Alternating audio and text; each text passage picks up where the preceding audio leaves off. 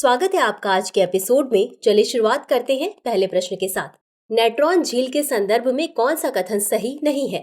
ए, यह तंजानिया और जाम्बिया की सीमा पर स्थित है। बी, इसका पानी अत्यधिक क्षारीय होता है।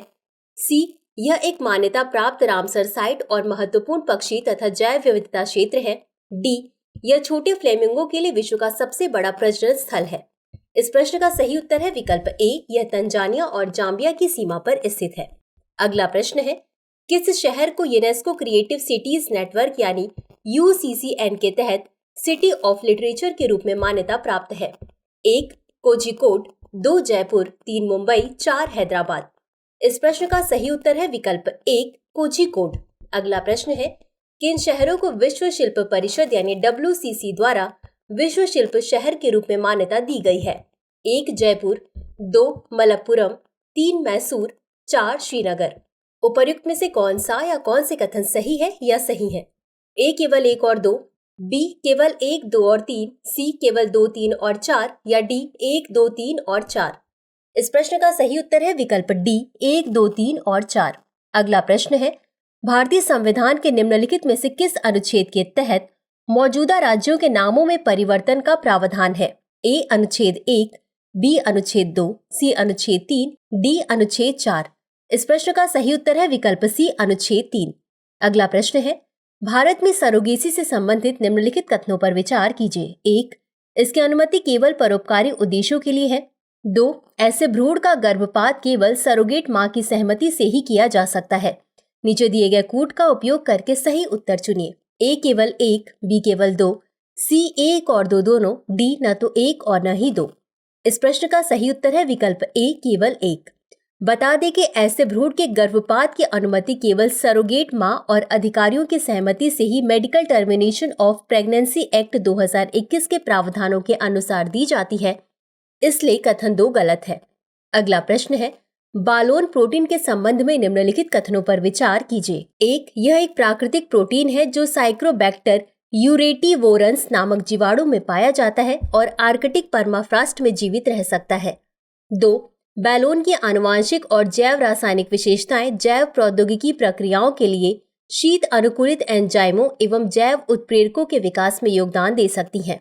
उपर्युक्त में से कौन सा या कौन से कथन सही है या सही है? ए, केवल 1, बी, केवल 2, सी, 1 और 2 दोनों, डी, न तो 1 और न ही 2। इस प्रश्न का सही उत्तर है विकल्प सी, 1 और 2 दोनों।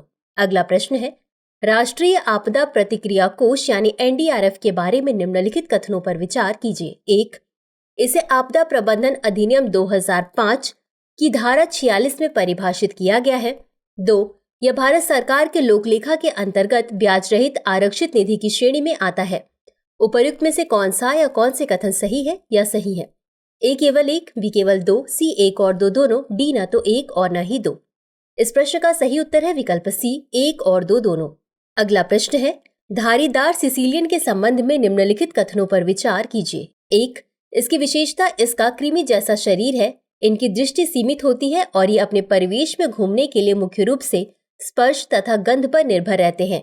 2, उनकी उपस्थिति उनके प्राचीन वंश के कारण विकास और अंतर महाद्वीपीय प्रजाति निर्माण के बारे में महत्वपूर्ण अंतर्दृष्टि प्रदान करती है। उपर्युक्त में से कौन सा या कौन से कथन सही है या सही है? ए, केवल 1, बी, केवल 2, सी, 1 और 2 दोनों, डी, न तो 1 और न ही 2।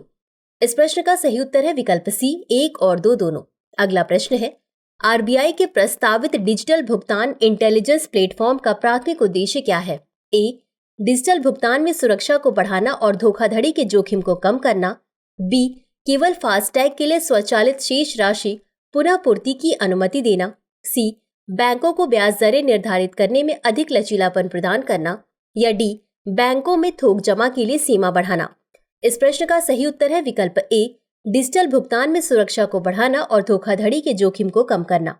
तो चलिए अंत में देखते हैं आज के अभ्यास प्रश्न को।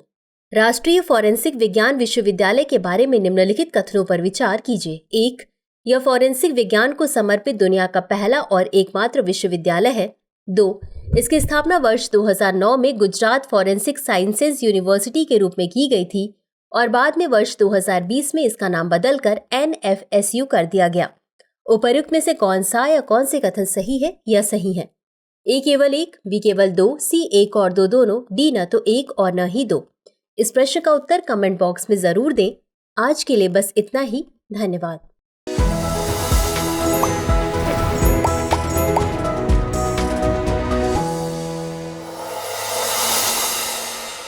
डियर व्यूअर्स, अपने एग्जाम की तैयारी को और बेहतर करने के लिए हमारे चैनल को लाइक, शेयर और सब्सक्राइब करना न भूलें।